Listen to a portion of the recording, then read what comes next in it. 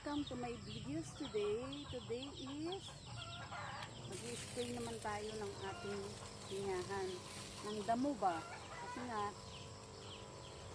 magpapabunga na tayo guys, so kailangan malinis, walang damo ang ating pinyahan.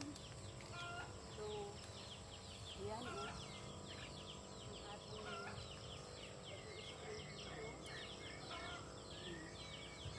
dito guys.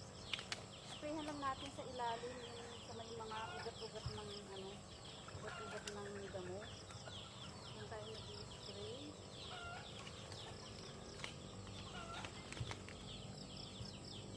Pag lang guys, bawal ang tamad.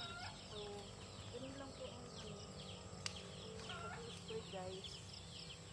So, hindi kailangang masyadong mabasa yung ng pinya natin kasi baka mamatay. So, sa ilalim lang, kailangan ay sa roots ng mga damo. So, this is my day.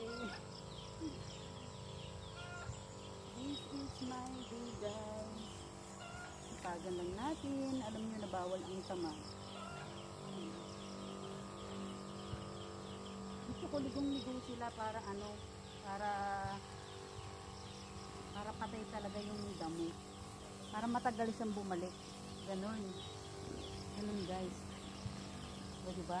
Ganun lang po ang pag-i-spray. So, malaki-laki ang ating i-sprayhan na naman. So, ito nga yung sinasabi ko sa inyo na pwedeng harvestan by December. So, kasi pabubungahin na rin natin siya.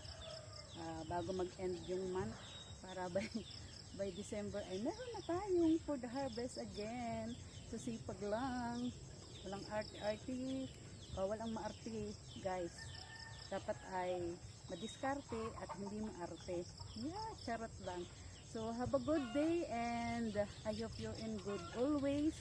At sabi ko nga po lagi ay kumusta po ba kayo sa araw-araw? Kayo ba ay maayos, healthy, good, and beautiful? Alam nyo naman ako, oh. Naka-outfit tayo na pang bukid guys. So thank you for watching always. Bye!